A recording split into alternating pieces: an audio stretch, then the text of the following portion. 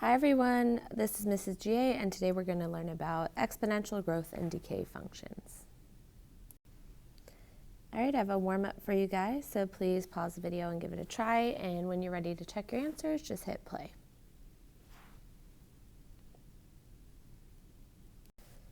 Alright, go ahead and check your work here. So you see we filled out our t-charts, and I have f of x in blue and g of x in red. Both have the same domain and range. The domain is all real numbers for both. So if you look at where your input is, it's up here in the exponent. And you can plug any number into an exponent. You can do a negative, you could do a positive, you could do 0. So anything works for an exponent, but the result, or the output, which is the range, is not everything. So we know we can't take a base, raise it to a power, and get 0. So you'll see that neither of these graphs ever actually touch the x-axis, right? Because again, it's impossible to take a number, raise it to an exponent, and get 0. And it's also impossible to take a positive base, raise it to a power, and get a negative number. So that's why our range is 0 to infinity, again, not including 0. So actually both of these graphs have a horizontal asymptote at y equals 0, because it will approach, it will get really close to that asymptote, but it will never quite reach it. So these are going to be kind of like our parent functions for today, as we're discussing different ways to graph exponential growth and decay functions. So an exponential function is simply a function with the input, or x, in the exponent, some form of this. So when the base, which we'll call b, is greater than 1, we would call that an exponential growth function. So as you saw in the warm-up, that was the first function, the one that was increasing, that blue function. And then if our base is between 0 and 1, we call that an exponential decay function, like the red function that made that decreasing shape. So one thing to note, our base will never be 0. For an exponential function, our base will never be negative. We'll talk about why in a moment. And our base will never be 1, because if you just have 1 raised to any power, it really just, it doesn't create that exponential type function. So for an exponential function, the base is never 1. And for the parent function, they have a horizontal asymptote at y equals 0. Now, to graph an exponential function, I think a really great way to do it is by using transformations. So these rules that apply for exponential functions are the same rules for any other function that we've graphed with transformation. So we should know how to apply what you see in the equation. So if you have a negative in front, this will cause a vertical reflection, which is a reflection over the x-axis. And then if h will cause a, you can see h is being added or subtracted from x, so it causes a horizontal translation, which remember is just a shift.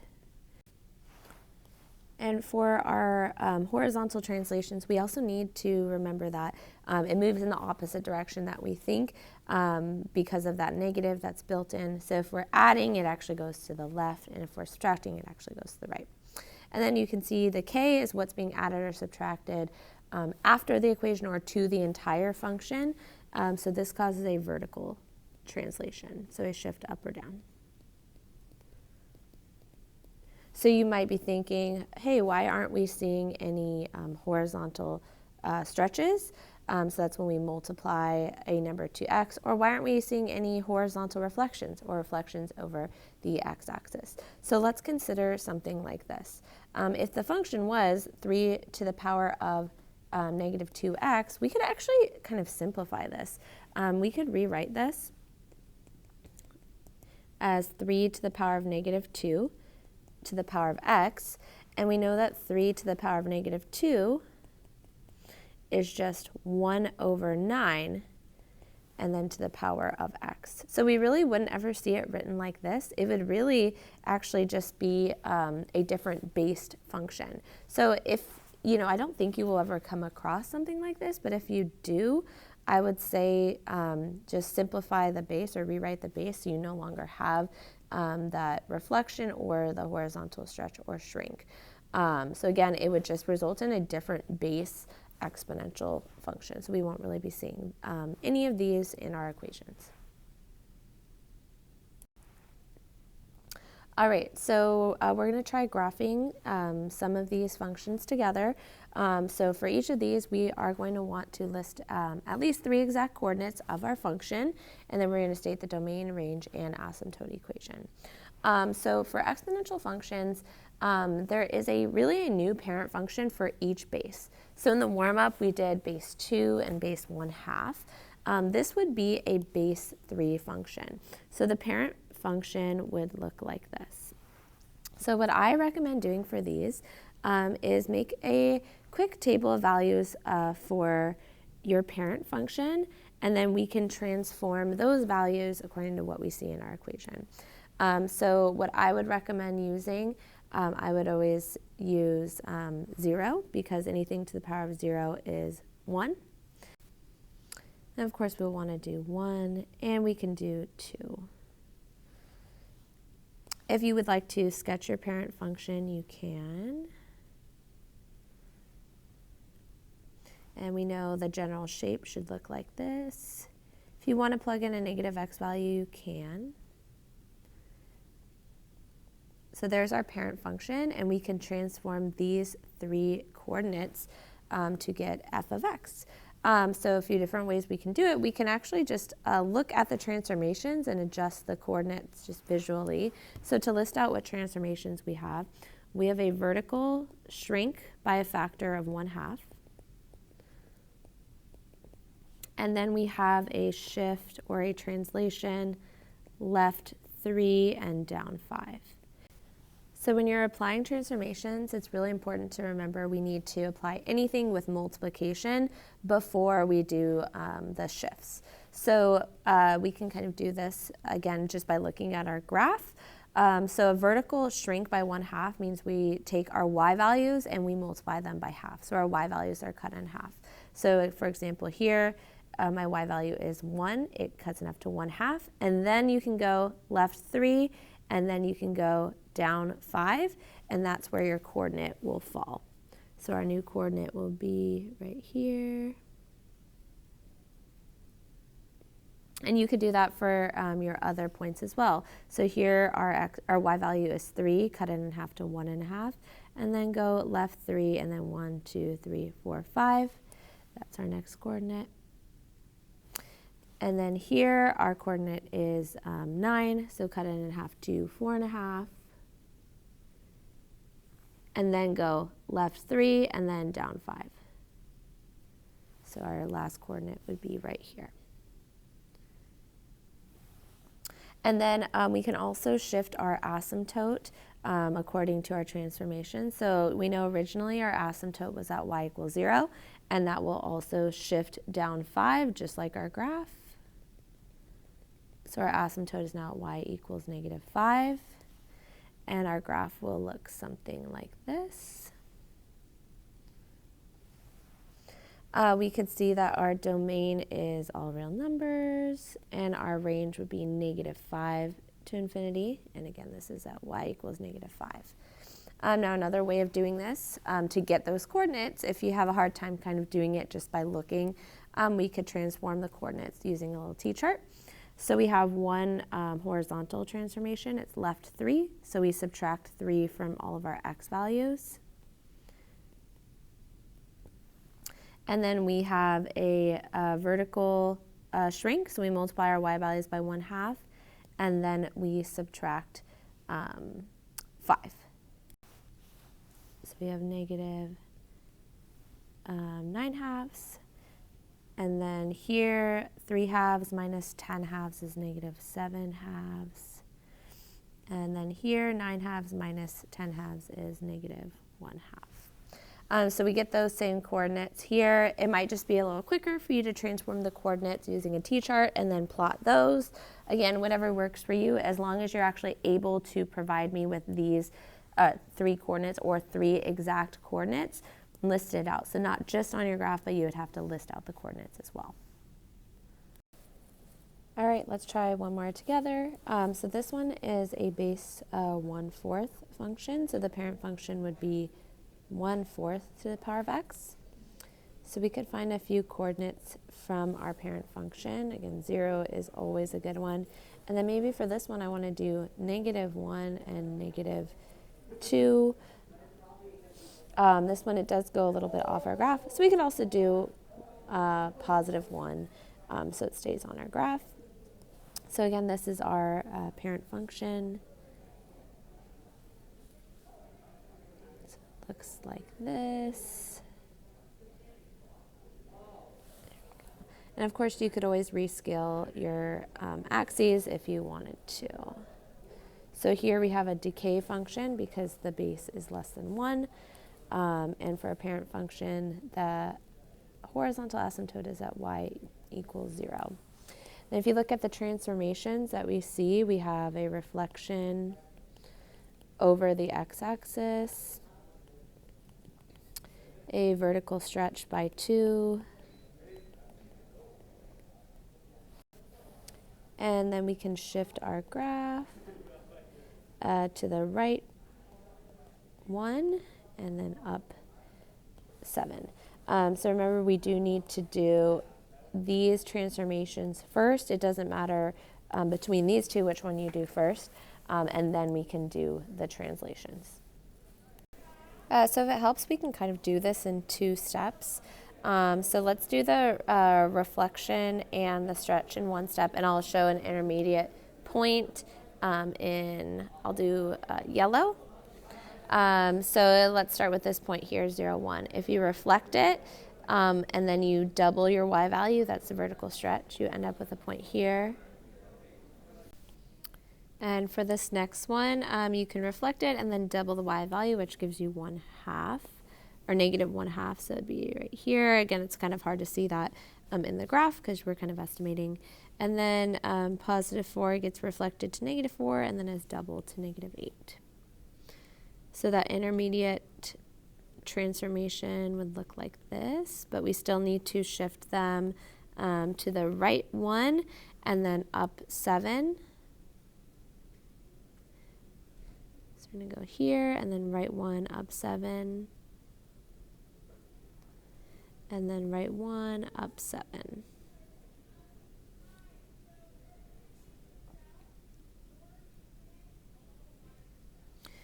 Oh, and before I sketch my graph, I'm going to draw in my transformed asymptote, which should also be shifted up 7.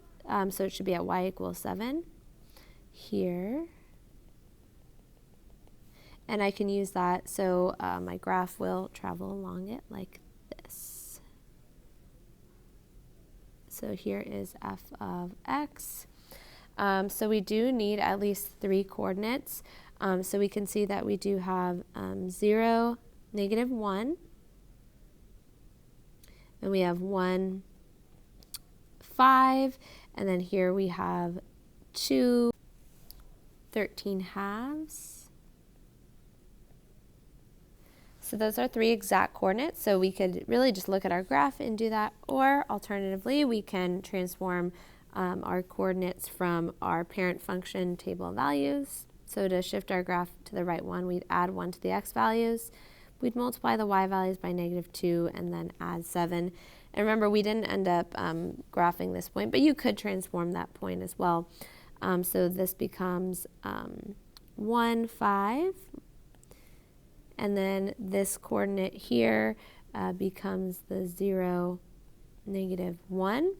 And then this coordinate became 2, 13/2. So this would be another way of providing those 3 exact coordinates. And in fact, if you do this first, you could just plot those points and graph them. So you don't actually have to do to transform the graph from your parent function. You don't even have to graph your parent function.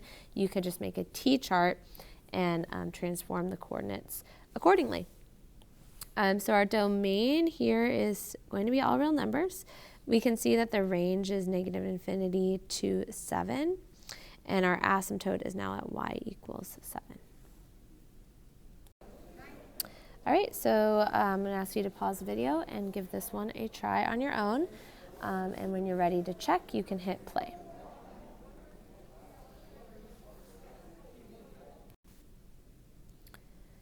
All right, go ahead and check your answers here. So in this case, our parent function is 5 to the power of x. So here's 3 coordinates from the parent function. And then we have a vertical reflection, and then you shift left 6 down 1. So here's the graphs for the reflection and then the shift, or you can transform the coordinates. So you would subtract 6 from x, multiply y by -1, then subtract 1. Either way, we need the 3 exact coordinates listed. So these would be the 3 coordinates you could use. And you see our domain and range down here, and our asymptote, it should be at y equals -1. I'll add in the negative here, as you can see in our graph. So y equals -1. Okay, I have another one for you to try, so please pause the video again and hit play when you are ready to check. All right, go ahead and check here. So our parent function is 1/2 to the power of x. So I found some points for my parent function, and we want to go to the right 3, and then that vertical stretch. So we multiply our y values by 3, then up 4. If you're applying the transformations to your graph, you do need to do the vertical stretch first. So notice all of our y values triple, and then you can shift them right 3, up 4. Or you can use the coordinates from your new t-chart to help you graph. Here's the domain and range, and notice our asymptote was also shifted up 4. Okay, so now we're going to try modeling exponential growth and decay functions. And we can do that with a basic formula, and it is f of t equals a times 1 plus or minus r to the power of t. So this can model the value of something that is growing by a constant percent increase or decrease. So a is the initial value of maybe that investment, or maybe it's like an initial population. And R is going to be that percent increase or decrease. We're going to write it as a decimal, and it's over a given unit of time, which is t. So if maybe it's over years, or maybe it's over days, that t value should match the unit you're working with for that problem. And so one thing to note is if you have a percent increase, the base of your exponential function is going to be greater than 1. And if you have a decrease, so you do 1 minus r, the base is going to be between 0 and 1. So that will be the growth and decay. All right, let's give this one a try together. It says Katie purchased a rare watch that's worth $12,000 that experts estimate will increase in value by 14% each year. At the same time, she bought another rare pair of earrings worth $15,000 that experts say will increase by 9% each year.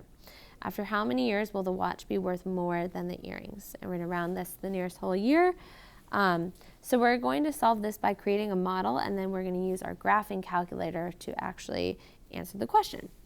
So let's start by modeling the watch. So the value of the watch over t years can be modeled with a sub 1, so that initial value, which is 12,000. And then here, since it's increasing in value, we're going to do 1 plus our increase as a decimal to the power of t.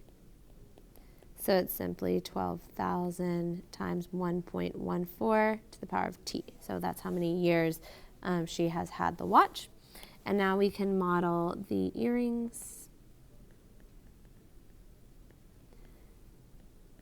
So again, the initial value is 15,000, and since the increase percentage is 9%, it would be 1 plus 0.09, so 1.09 to the power of t.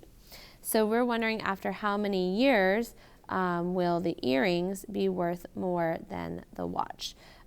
So later on in this year, we will learn how to solve something like this by hand. But for now, what we're going to do is we're going to graph both of them, and we're going to try to find the t value where the the watch function is now above the earrings function. So I'm going to import a picture of this graph really quick. All right, so here's a picture of these two graphs. I graphed it on Desmos. And you'll notice here that just to make it a little bit easier to see where the graphs intersect and to see actually the graphs, because with these A values, it's actually really like zoomed out. I changed this to just 12 and 15. So that means that our y-axis here is in thousands. And I would definitely recommend doing this if you're using your own graphing calculator. It'll make it much easier to find that point of intersection. So you can see the green graph here represents the watch. So green is the watch. And then the purple graph are the earrings. So you can see initially, right, the purple graph is higher than the green because it's worth more. The earrings are worth more. But if you look here, after this point, the watch is now worth more than the earrings because the y value is larger than the y value of our purple graph. So you'll look at that point of intersection. Remember, the x value represents the number of years, and the y value represents the value of the items. So this is at 4.97 years, and it says round to the nearest whole year. So it would be after 5 years. And you can see at that time, when they are worth the same amount, they are both worth about $23,000. And so for something like this, you just graph and look for that point of intersection, and then anything after that, the watch is worth more. All right, so here's the last one for this lesson. So again, please pause the video and give it a try.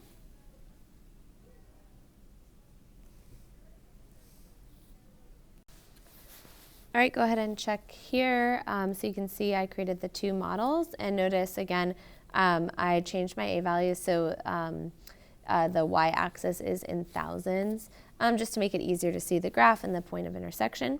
And you see I labeled the y-axis here.